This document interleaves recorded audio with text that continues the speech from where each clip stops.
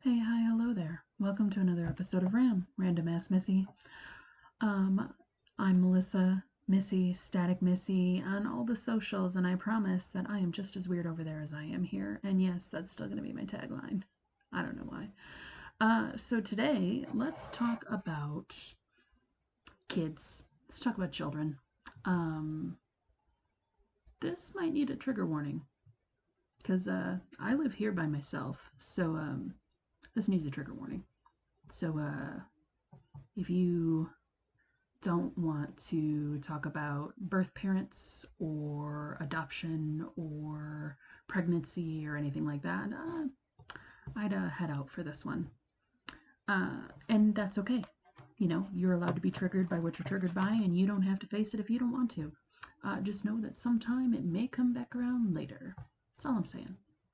Anyways, man, I just looked at my background and I'm like, don't look at any of that. Sorry. Um, I I just I'm a mess, okay? It's fine. So let's talk about children.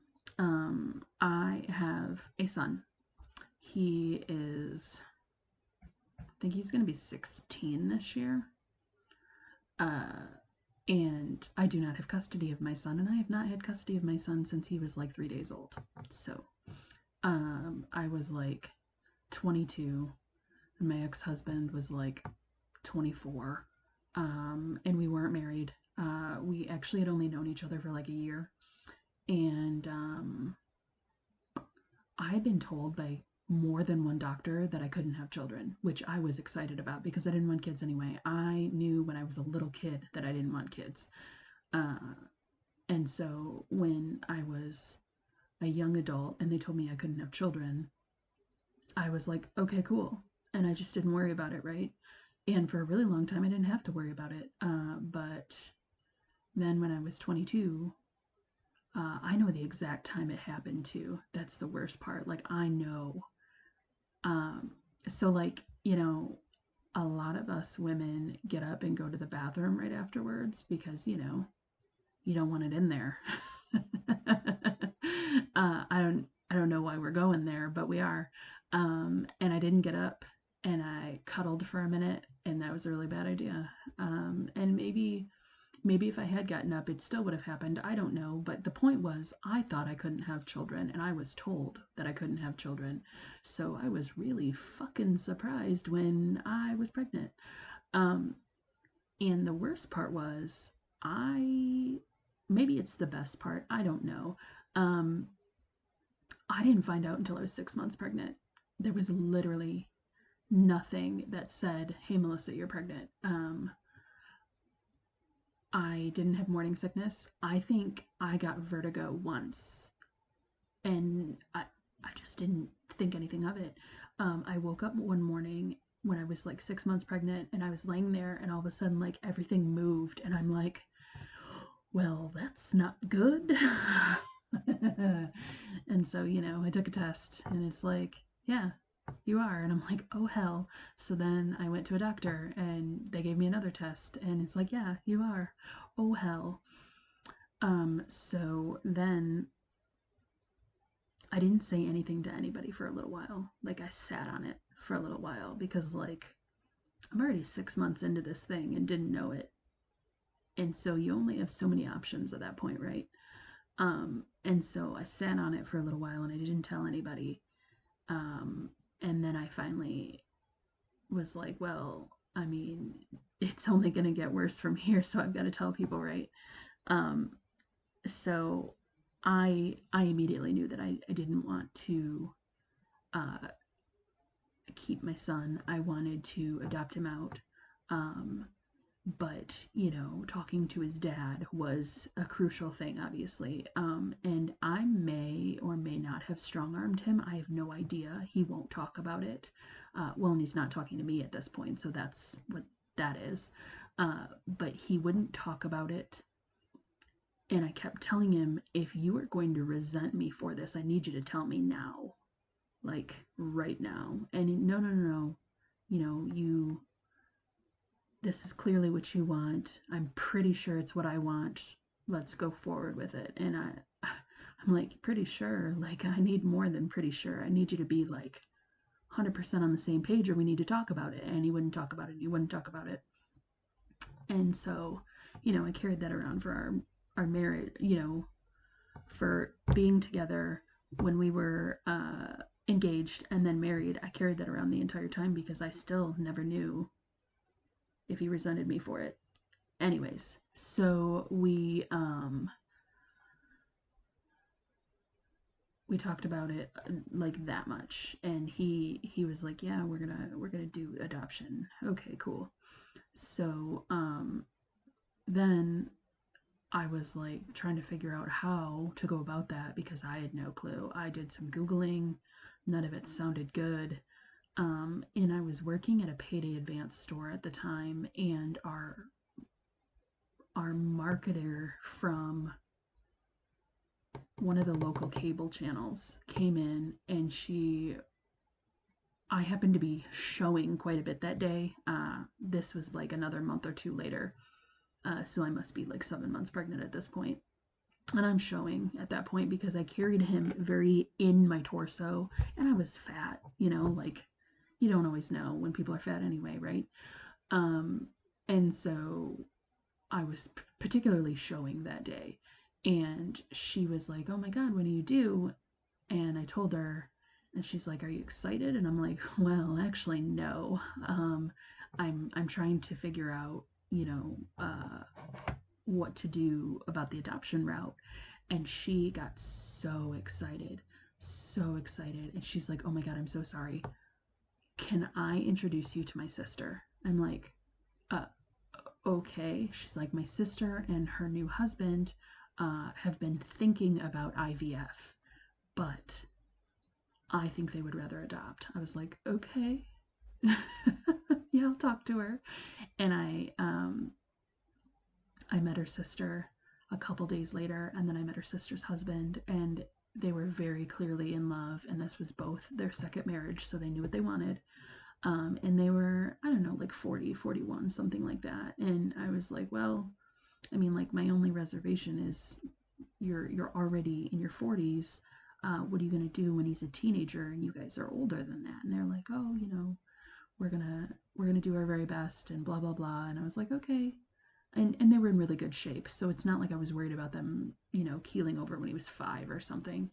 Um, so we went out to eat several times. I had lunch with them a couple of times. I had dinner with them a few times. I can't remember if we had lunch or dinner with uh, the baby's dad, my ex husband, twice, or if we just did it once or whatever. And my only, real caveat was like, as soon as he's old enough, tell him, so he's not thinking like, so he doesn't know what's going on, but not understand the mechanics of it. Because, I mean, like, he was going to look like me, dark hair, dark eyes, dark complexion. And his adoptive parents are both blonde with either blue or green eyes. I can't remember. I think one of them has blue eyes and one of them has like hazel eyes, but they're both very pale. And their facial structures, look nothing like me or my ex-husband. So it was going to be obvious that he wasn't going to look like his parents. And I said, I as young as you think he can understand it, I need you to just like put it out there, so he doesn't think weird things that aren't true. And they're like, yeah, yeah, yeah, some of our cousins adopted kids and we understand. And I'm like, okay, that's, just don't lie to him. Just don't lie to him. That's my deal.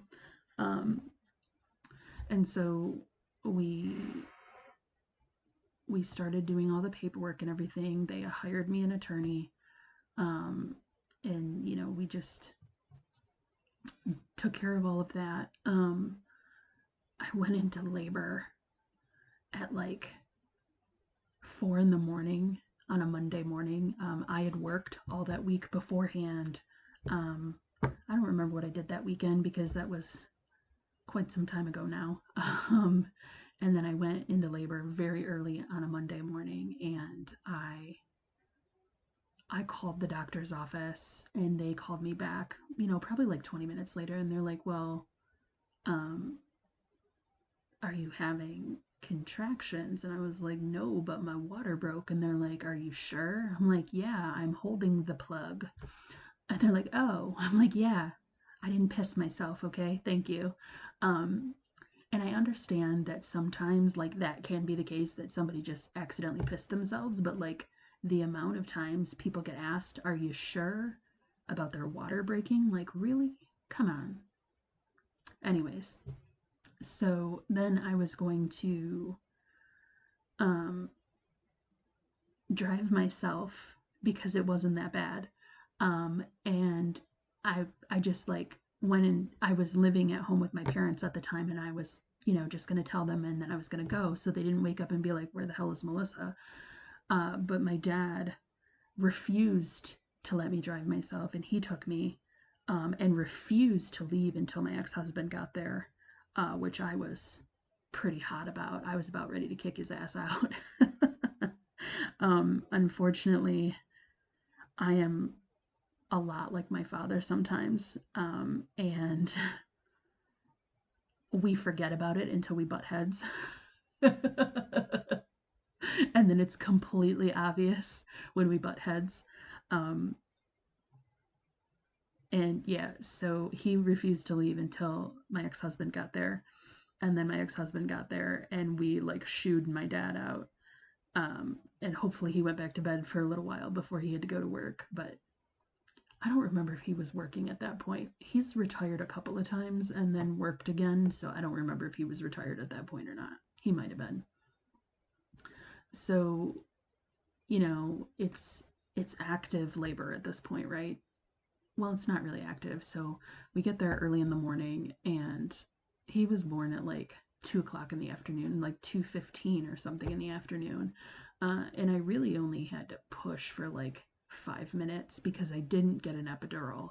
Um, I will not do an epidural for anything ever if I can help it. I know multiple people who were paralyzed by an epidural, like permanently.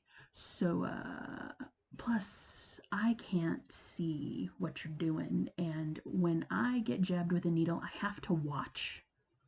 Like tattoos, I'll like watch you start and then I'm good. But like getting blood drawn and getting shots and stuff like that, I have to watch or I'm going to jump. I don't know why. Like that's the only thing that makes me jump is getting stabbed, apparently. Nothing else makes me jump. So yeah, I have to watch myself getting stabbed, and I feel like a needle that large in my spine, I would fuck that up, and it'd be bad. So I didn't do an epidural. I had some drugs at some point, but like they wore off. They wore off because I wasn't in active labor for very long at all. Um, the really stupid thing was though, the rails on the side of the bed. I had my arm through the rail, and I was holding onto the rail, and I pressed my forehead against my fist so hard I had knuckle bruises on my forehead. um, because labor wasn't fun. There was nothing fun about that. I would rather get hit by another car than do labor again. That's how bad it was for me. It was really awful. And I have lower back problems. So them having me with my knees against my chest in that position fucked up my back even worse than it already was. So that was no bueno. But yeah, I made sure that I don't remember if I called or texted the adoptive mom, and I was like, "Hey, I'm in labor," and she's like, "Can I come?" I said, "Yeah, get up here." So she did. Her husband didn't make it in time, but he made it like I'm sorry, I don't know why I'm fucking with my hair instead of just talking to you. um, he got there probably like an hour after he was born because he was, down in Detroit and we were in Lansing. So it took him a while to get there. Um, but yeah, so she held one of my legs and helped bring her son into the world. Um, so there was that. And I thought that was really nice that she was able to be there for it, and not have to be like, ta-da, here's a baby. She actually, helped me bring him into the world. And it was time. I knew it was time, and I looked over at my ex-husband sitting in the seat, and I'm like, if you don't want to be here for this, it's time for you to go. He's like, what? Because he was having a rough day. He didn't feel well. um Anytime something really major happens in his life, it makes him sick to his stomach with the, I guess, with the nerves, maybe. Like the day we got married, he was sick to his stomach all day long. It was awful. So I had asked him earlier in the day, I'm like, do you want to be here for this? He's like, probably not. I'm like, that's okay. I don't blame you. I don't want to be here for it either. So yeah, I looked over him and I'm like, it's time for you to go. He's like, what? I'm like, it's time for you to go. I'm like, somebody go get the doctor. And they're like, oh, no, no, no, it's probably not. And then they looked and they're like, oh, there's a baby coming. I said, I told you there's a baby coming. So yeah, we got my ex out. Um, and remember at that time we weren't even engaged yet. We were just dating. And so out he went. And in the doctor came and the doctor basically caught, like, hey, catch, here's the baby. So yeah, I brought my son into the world at like 2:15 in the afternoon on a Monday. Uh, October 7th, maybe. It's either October 5th or October 7th. I can't remember. It's been almost 16 years, okay? um, and we stayed in the hospital, I don't know, for maybe like 2 days or something like that. And uh, they were like, "Do you want him to stay in here with you?" I'm like, "Probably not. No, thank you." I didn't want to do this in the first place. Why would I want to play mommy for like a couple of days? No, thank you. Um, but they were like, "Hey, we've cleaned him up and everything, and do you want to see him?" I'm like, "Sure, I'll see him." So they brought him in, and I said hi, and like I talked to him for a little while, and then I was like, "Okay, whoever wants to play mommy, go for it."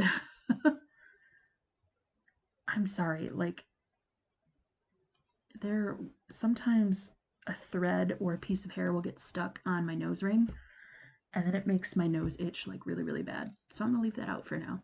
I'm so sorry you had to see that. Hopefully, hopefully you didn't really catch it. Anyways, so I so yeah, they brought him in. I talked to him for a little while, and then I sent him back to the NICU nurses because they like that kind of thing. And look, I've got about that much maternal instinct, okay? And it's usually for people getting bullied. That's all my maternal instinct is that right there. So, I sent him back with the nurses, and they went home before I did. Um, and I don't know why I stayed for like 2 or 3 days. It's not like anything happened. There was nothing really wrong with me. I didn't sleep for a few days though. That was interesting. Like the the adrenaline never really like left my body. So I was just like awake, and I think I stared at the wall for an entire day and a half. That was interesting. Like every time they came to check on me, I was just staring at the wall. And maybe that's why I stayed as long as I did, because I just spent so much time staring at the wall. um so yeah, he got adopted. The adoption finalized, I don't know, like a month or two after he was born, and then I didn't see him until he was, I don't know, like 6. Um because it was a closed adoption. They wanted it to be a closed adoption, and I was cool with that because like that's not my kid anymore. Like I brought him here and I handed him off and signed all the paperwork. Like that's not my child. So they wanted a closed adoption, and I was fine with that. My only problem was that they spent a lot of time while I was pregnant acting like we were going to be friends. And a part of me didn't necessarily believe them, but like, why would you spend a bunch of time acting like you're going to be friends with someone if you're not? Like, I'm already giving you this baby, whether you want to be my friend or not. Like, why act like we're going to be friends if we're not? Because here's the thing. I don't know about his dad, but his mom had a fear of me changing my mind. I rarely change my mind. Like, I make a decision and that is it. There is no turning back at all whatsoever, especially really big things. I don't change my mind. I just don't. I decide something and then I move forward and there's no way back. There just isn't. So, I was a little hurt, that they would act like we were going to be friends and then just like never talk to me again. Like that kind of sucked. Um, but I wasn't ever like, oh my God, I miss my son. I want him back. Like, no, that's not my son anymore. And I think knowing he wasn't my son while I was still pregnant with him made it easier, probably. I don't know. Or maybe it's just because I don't have any maternal instinct. Like, that's not me. Like, I'm not even a good animal mom, okay? I love animals so much, but I'm like an animal aunt. I'm gonna like spoil the hell out of your animal and then give it back to you. Like all my animals have ended up with somebody else. Like I'm not I don't have maternal instinct. It's just not there. Um like my cat. My cat went with my ex-boyfriend because they first they needed each other. Like they needed that. And second, I'm just not a good pet parent. I'm just not. I love animals so much and I want to be a good pet parent. I'm just not good at it. I'm just not. And other than the fact that they needed each other, I also want to travel and I don't want to have to find somebody to come take care of my cat while I'm traveling, especially since he is Captain Anxiety. Like Ziggy, the cat that I left with my ex-boyfriend, he is Captain Anxiety. He is a Velcro cat. He wants you to be home with him. He wants you to pay attention to him. He very much wants to be the center of your everything. And homie, don't play that. Homie, definitely don't play that. That's not my bag. He's adorable, and I love him so much. But I love him from a distance, like a 3-hour distance. Anyways, so my kid, right? So yeah, the adoption's closed. We finalized the adoption. That's that. Um, and then every once in a while, they'll send me like a picture or something in my email. And every time I've moved, I've sent them my new contact information so they know where I am just in case like he has questions or something someday. And when I learn new medical information, I will tell them because, they need to know what's genetic in my family and in my ex's family. So when my ex-husband got a blood clot and found out he had the factor 5 clotting disorder, we let them know because that's definitely something they need to know because he got that from his dad. Or like I'm very neurodivergent and we didn't know that when he was born, so told them about that. Yeah.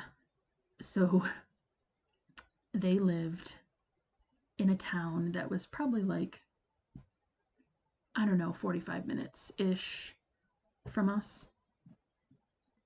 Once my ex-husband and I got married, it was like 45-ish minutes. And we had friends who lived closer to that town. So they were like, hey, why don't we go to dinner here? Or no, my friends had just moved into that town that my kids' parents live in. And so we went out to dinner at this place, and there was a birthday party over in the corner. And I suddenly looked at the children running around and realized that's my kid. My kid just ran by. And then I looked up at all of the adults, and sure enough, there are his parents. And I blinked at them a couple of times, and then they looked up at me, and I just waved, and then like I didn't look at them again. And they kind of waved back. They were like, "Oh, hey," but they looked super uncomfortable. So I just like ignored that they existed. My back was facing them. And I very casually told everybody at the table, hey, uh, don't stare. However, guess who I see? And yeah, there was my kid. He's like 6, wandering around causing trouble because, duh, he's got my genetics and my ex husband's genetics, who he apparently was really rambunctious as a child too. So the both of us as a child was like, um, and I think my parents will probably tell you a different story because when I was a kid, if I wasn't with other kids, I was super quiet, super super quiet. If it's me and adults, I'm quiet. When I was with other kids, that's when it got a little, insane. And then when I was a teenager, all bets were off. I was an asshole. I really hope he's not an asshole too, because his parents are good people, despite lying to me about wanting to be friends. But whatever. And then flash forward like another 6 7 years. This was in 2020. Um, I'm at I live in that town that they live in now. That was totally pure coincidence. Like, it had nothing to do with them. And so I saw them in the grocery store. And it wasn't the grocery store in that town, it was the grocery store in the next town over. We were in a Meyer, the next town over. And so I didn't think anything of it. I'm just wandering along down aisles. We have masks on because it's 2020. But then I see them. He's not with them. I think he's at school. It's probably during the day.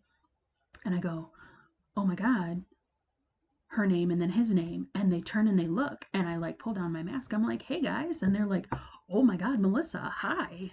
And we chatted for like 10 minutes and it was really nice. And I was like, I did not bring their son up at all. They brought him up. I was like, hey, how's it going, guys?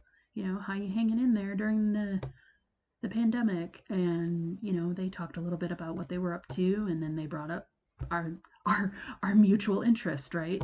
And talked about him for a little bit, and I was like, that's really great. I'm so happy for you guys. I'm so happy to see you guys. I think I had a new phone number, so I gave them my new phone number, and that was that. And I still haven't seen or heard from them since, but that was kind of cool. So yeah, now you know the story of the child that I brought into this world.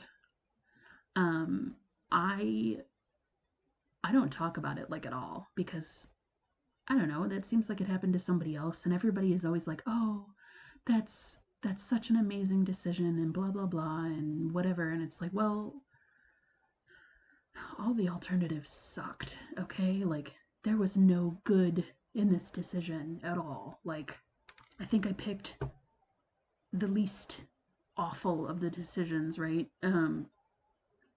Because at 6 months pregnant, like, abortion is out.